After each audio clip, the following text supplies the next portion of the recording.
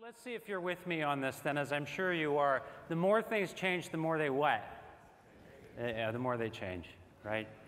And the thing is, it's the speed of change that's really accelerating now. Things are exponentially faster than they were before. The fact that you made the change and that you adopted and adapted to the last 10 years is no guarantee, there's no certainty that that means you're going to adapt as equally as well to the coming 10 years. We are living really at the cross-section of historic times, especially in retail and consumer markets. Because, you know, when you look at it from about 400 BC to today, not a heck of a lot has really changed. And there have been some fundamental laws that have stayed the same throughout this period of time. Whether you were talking about the Roman Empire or Walmart, I guess today's definition of the Roman Empire, regardless, few things have stayed the same. And those things have been this. Information has been largely held by brands and retailers. The consumer has been, for the most part, in the dark until quite recently. And that's changing now rapidly. Destination has always been a factor in retail. Whether you were going to a mall, going to a store, or even going to a website, retail has been about going somewhere to get something. And that, I hope to show you today, is changing as well. Our concept of what a destination is. And this is leading all of this to a redefinition of what a store is, of what the strategic intent of a store is, what the purpose of a store is. Today, if you want, for example, to get a review of the iPhone 4, you could potentially be watching a 15-year-old kid in Arizona unboxing the iPhone 4 he just bought that arrived on his doorstep 25 minutes ago before he posted this video. That's how fresh the content can be.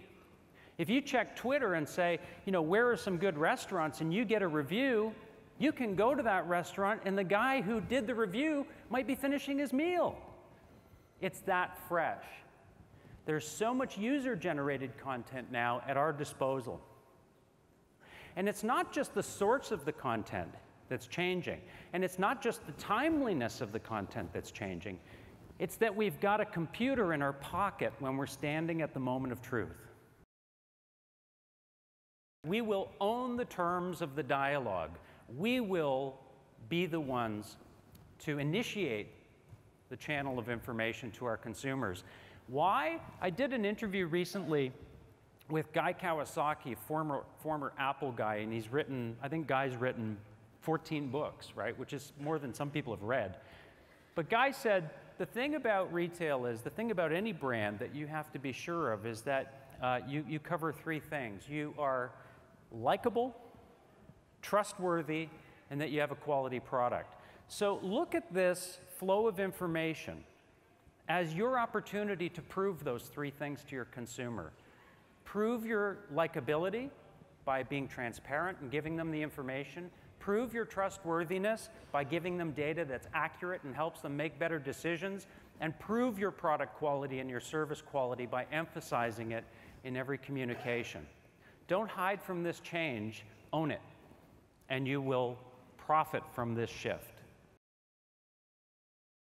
Given all of this ubiquity of product in the marketplace, given our ability to access things wherever and whenever we want by whatever means we choose, we need to stop thinking about stores purely as distribution points. Because we can get product just about anywhere. What I encourage you to do is think about your store rather as a media point. Don't think of it as a place where necessarily consumers come to buy products. Think about it in terms of the first engagement with a consumer. Increasingly, consumers are going to find you by visiting your store first. And what you want to do is you want to set up this lifelong relationship where they can buy from you across all these multiple touch points in the marketplace. So they can buy from you at a kiosk, they can buy from you on their mobile, they can buy from you at home, they can buy from you on Facebook. If you have a TV commercial, they can buy from the TV commercial. That's what you want to set up. You have to decide if you're a high fidelity retailer, or are you a high convenience retailer? It's very difficult to be both at the same time. If you're high fidelity, it means that your products are more exclusive, that you use technology to enhance the experience. You provide a concierge level of service, personal service. You have limited locations, perhaps, but you focus on that experience, probably conjuring up an image of an Apple store, as I described this. On the other hand, are you high convenience? Are you ubiquitous? Do you use technology to build efficiency, to make things faster, more effective, and efficient? Is it all about omni-channel and multi-channel convenience with a focus on efficiency and price competitiveness? Fundamental decisions, but in this marketplace, in this new reality, the winners are one or the other.